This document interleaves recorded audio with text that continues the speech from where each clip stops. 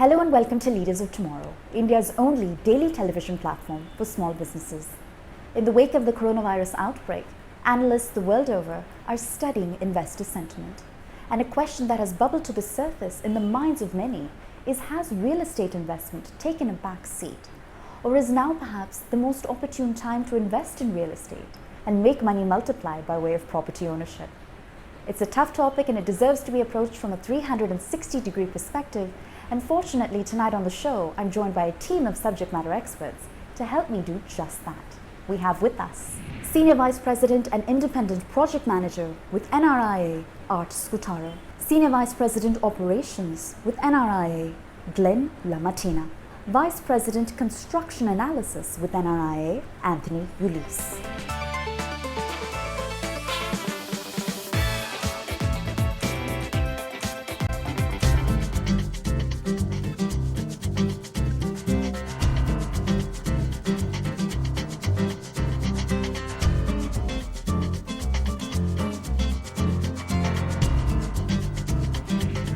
A leading concern when it comes to real estate as an asset class is perhaps the sheer lack of liquidity. How at NRIA do you alleviate that concern in your customer and investor interactions? Sure. Well, right now what we're seeing as a specific down market is commercial real estate. So as a company, we actually only involve ourselves with residential real estate. And, especially in the rental market, regardless of what's happening, like now a pandemic or maybe a market crash, the cheapest source of shelter is a rental. So whether the market is a buyer's market or a seller's market, it's always a landlord's market. In our efforts to gather new real estate, we stay on the residential side. So I think, and right now rates for single family homes and condos and things of that nature, again, residential properties, they're the lowest they've been in over 30 years here in the United States. So that's how we're actually dealing with this current situation. And because commercial real estate is down, that creates an opportunity for us to buy more property in a distressed situation. Again, better pricing for us, more money for our clients. Do you believe that the outlook towards real estate investment has changed?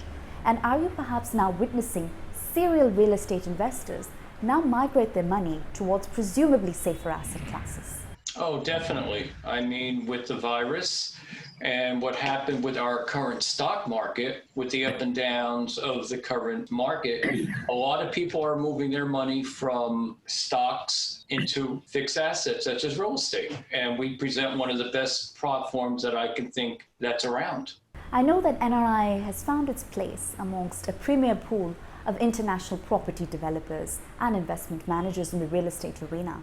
But help me better understand the firm's focus areas in terms of market type and property type. Our product line at this point in time, like I say, is the mid-rise to the high-rise buildings, 100 to 150 units, with parking, and give the individual a complete living environment. Concierge package pickup, parking, and easy accessibility to commuting. Investors, perhaps more so now than ever before, of course, they crave transparency, but they also crave flexibility. So what sort of choices are built into the investment opportunities that NRIA presents, in terms of perhaps level of investment or in terms of perhaps the time horizon of that investment? In our model, we do have different investment thresholds. So it depends on the financial wherewithal for the investor and what they want to do with their portfolio. In our model, a private placement vehicle is how we utilize investor funds. So when they come into a private placement opportunity, they're actually investing in a pool of properties, not just one. The strength there is diversification, not only in location, but in the use of the property. So in our model, we're utilizing this private placement fund. If an investor wants to come in as low as $50,000, they would reap a 16% annualized targeted return. On $100,000, that targeted return increases to 18%. On $150,000, 20%. And then for our larger investors, at 500,000 or greater, not only do we increase that return in the fund to 21% maximum, but we also create cash flow for our investors. Other opportunities like joint ventures, so they can receive a bonus on top of their return. But these are the ways that we're actually increasing returns for investors. They're coming in, through this private placement as an equity partner, but none of the liabilities. So they have the best of both worlds, indirect ownership, but no financial liability, no tax liability, no insurance liability. And we've been keeping our clients safe like this, like I said, throughout the years with the strategic way that we approach these markets and we purchase real estate. Now, NRIA has, of course, forayed into the Indian market with full force. Give me a sense of some of your unique observations when it comes to the Indian real estate investor. What are the criteria that essentially make for a deal maker versus a deal breaker? The Indian investor is like any other investor. They're concerned about their money, especially since they're sending it overseas. And I think we give that investor the cushion to know, as Art said, their money is invested into a fund that's diversified by 18 properties today. So as one property might be excelling, maybe another property is not built yet. So it's just sitting there. The overall function of the portfolio is what gives the Indian investor or any investor their cushion and their, comfort level. And again, it's trust. You have to build trust up. You have to build a relationship up. And as long as you have built that trust up and you can show any investor that this is a good product, we stand behind it. We even have a corporate assurance, because I can't say guarantee in India, that their money is safe. Help me understand NRIA's approach to managing and mitigating risk. Well, it all starts, as you've heard in real estate, right? Location, location, location. So we handpick our locations where we're working in local municipalities where we have foreknowledge of property where we can build more on it than maybe the current seller realizes. By doing this, we're decreasing our overall cost. And then, of course, we're looking for unfair advantages as well, like tax abatements. But when you're buying under market value, building at wholesale, and then on top of it, being able to have a tax abatement that's transferable in your out sale to the new owner, we're actually creating margins of 26 to 31% before any capital gets put in. The importance there is that you have this cushion of equity not created by cash in. If there is a market correction, we have this cushion to absorb that. And that has been a key. We've been in business now closer to 15 years, and we can humbly boast that we have 0 project failures, 0 foreclosures, 0 lawsuits. And our approach to the market, creating this equity before capital gets, put into a property, has given us that strength so that if there is a market correction, we can weather that storm because no one's losing capital in. NRIA, of course, recently won big at the World Property and Investment Show, which I believe is a platform that showcases real estate projects of international stature. So help me understand, what are the future projects in the NRIA pipeline? In the current pipeline, we have our Ocean Delray project down in Delray Beach. Luxury condominiums that are selling in the $7.5 million range per unit. We have Gulfstream Views, which is also in Delray Beach. The average selling price there is going to be $2.5 to $3 million. That's our luxury down in Florida. In Center City, Philadelphia, we have a project of townhomes, and they're $2 million a piece, 4 stories, living up on the roof, outdoor living. And then on the Gold Coast, Union City, we're on the cliff overlooking the Hudson River, looking at Billionaires Row, going into Midtown Manhattan with luxury condominiums that are going to be $2.5 million and up, and beautiful penthouse units that are 5,000 square feet on each of the 4 buildings we're building there on the cliff. Securing permanent lawful residency in the United States is very competitive, and EB5 is another offering under the NRIA umbrella that's essentially making it possible. Help me demystify what the process entails. Well, we have our own platform. It's NRIA-EB5.net. Last year, we had 2 major projects in that platform for EB5 funds. We had 4901 Bergen Line Avenue, the station, which was a 97-unit apartment complex, which is currently being built. And our other project was Hoboken Heights, as Tony mentioned, a luxury 55-unit complex overlooking Manhattan on the New Jersey side. Our EB5 platform is very aggressive for our investors. I think we pay a higher return than most EB5 platforms. And as anything else, the EB5 platform, as designated by the USCIS, has to say we cannot guarantee your funds, but we try to give any investor that comes, especially EB5, the assurance that their funds are safe going into an EB5 network with us. So for us, you know, we're staying local here to the U.S. where we know our environments. We always look buying a property at a price that we know will produce a profit for our investors. On a long-term basis, the real estate market will continue to perform. There's opportunities in today's marketplace as a result of the weaker players that, you know, are presenting themselves to us now.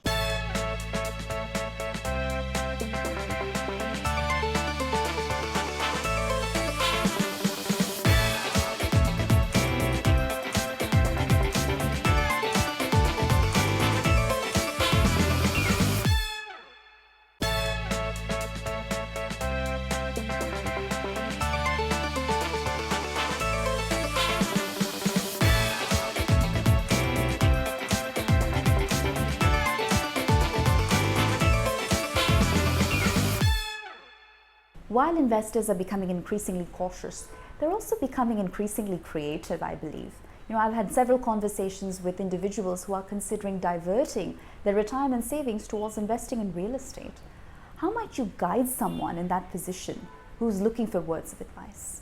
I think it's an excellent idea to be diversified, especially in your retirement funds. I mean, you know, you're depending on those monies to grow.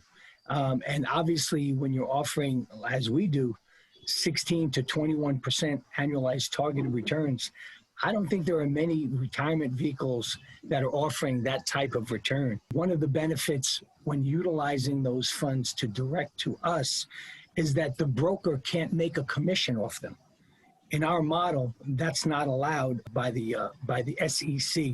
So for us, we utilize a trust company, and it would be an outside company, directing from whatever vehicle or entity they're using now would go to the trust company, and then those funds would be directed to us. And then, of course, any profits earned would go back to the trust company. So the trust company acts as a fiduciary or a mediator, reporting to the client, reporting to the government, making sure that those funds stay under that umbrella of tax deferment. The benefit for the investor is their returns are multiplying at a much greater and rapid pace, helping them to collapse on their retirement timelines. And at the same time, these trust companies typically take less of a percentage because it's not based on a commission, it's based on a flat fee.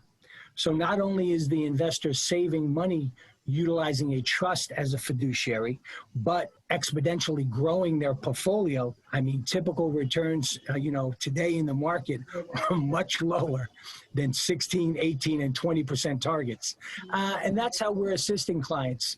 I would say a good probably 25% of the funds that we see come from retirement vehicles. Certainly, that's very heartening to hear. And I'd be curious to understand how your returns compare with those of your competitors in the marketplace, and also give me a sense of how the payout is structured. I think that's of incredible interest to our viewers.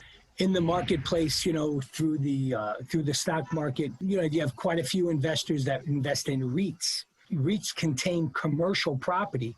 So right now, REITs are down very, very low. Some REITs are paying half. Some REITs are not even paying out today. So in our portfolio, we're outside of the stock market. We're not affected by the ups and downs and the volatility of the stock market, especially, just taking in considering what recently happened. About 3 months ago, the United States stock market crashed because everybody left at the same time due to the pandemic, they panicked, they pulled their money out. And we cause our own problems sometimes, right? Our economy was booming. There was no reason to do that. So in our model, we prevent that. We protect our investors doing things like that. In our investment opportunity, we do have a term. Investors can leave if there's a problem or a hardship in 2.5 years or 30 months. But the targeted returns are hit over a 5-year period. During that time, the investor at $30,000 a year or 20% on $150,000, for example, would receive $150,000 profit. They're doubling their money in 5 years. What we do is to create a kind of mixed environment where we're bringing what we refer to as mailbox money. Half of their return would be paid out as cash flow. So taking this example, that's $15,000 a year, or $1,250 per month, assisting elderly people, the opportunity to live on that money. Right when you retire, you want your money to work harder than you. So we're offering very high cash flow compared to the marketplace. I don't know of anybody who's offering 10% of their annualized investment as a return paid monthly right to their bank account.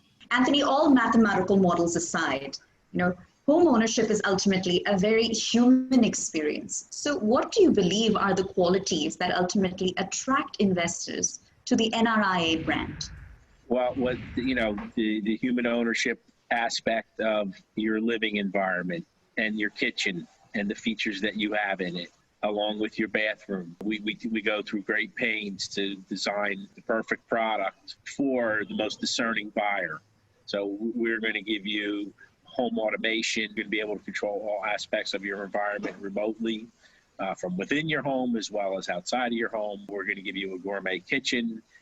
We're going to give you a master bathroom with a shower and full marble floor to ceiling throughout. So what's attracting investors is that type of finished product. And when you shop that against your regular tract builders, your public home builders, your private home builders, not many people give that product. They're not focused on that marketplace. So we have the right place to shop for that, for the most discerning buyer. And investors like that, right? So that you can live in it, you can rent it out as an investment and produce income. And Glenn, so much of being a successful, player in the real estate space is about having local expertise. So what's NRIA's approach to developing those local expertise, given that it's essentially a global firm? How do you strike the right balance between, as they say, thinking globally but acting locally? Well, again, we build in the markets we know. And we have our real estate partners that bring us deals. So we always look buying a property at a price that we know will produce a profit for our investors. Like anything else, in real estate, it's the old adage, location, location, location. You find the right location, you build a quality product, the investors, the buyers will come. So, a lot of our diversification on properties comes with our real estate partners. They bring us deals all the time. We're very discerning on looking at these deals. And ultimately, we only take the deals that make sense for us and our investors. And what are NRIA's expansion plans going forward in India and well beyond? Well, we very carefully choose our markets. So one of the things that we're doing is right now we're in 4 major U.S. markets and then in sub-markets within those markets. We're looking at possibly expanding to additional marketplaces, additional states here in the United States. I don't think we'll be moving out of the U.S. In an international construction type of environment. We're going to be staying here. But one of the things we've done, we've targeted the top 4 most densely populated municipalities here in the United States, where statistically 80% of those residents are renters. And we are literally a 15-minute computation to New York City and Jersey City. Here on the East Coast, where we reside as a company, they're the 2 major cities where there's employment and entertainment. By way of closing comments, give me a sense of your read on the real estate market going forward, both short-term and long-term. on a scale of, say, optimism versus skepticism? Short term is stable, and long term, we're going to recover. The COVID-19 situation will be addressed, a vaccine will eventually be put into place, and we will recover. So on a long-term basis, the real estate market will continue to perform. There's opportunities in today's marketplace as a result of the weaker players that, presenting themselves to us now. So there is opportunity to pencil in, as Glenn and Art have mentioned, profit targets that are satisfactory to our group. Short term, we're surviving, the market's surviving, and long term, we're all going to survive, and things are going to continue as, successfully as they has in the last 14 years for NRIA. Gentlemen, thank you so much for making the time and for speaking to us here on the Leaders of Tomorrow.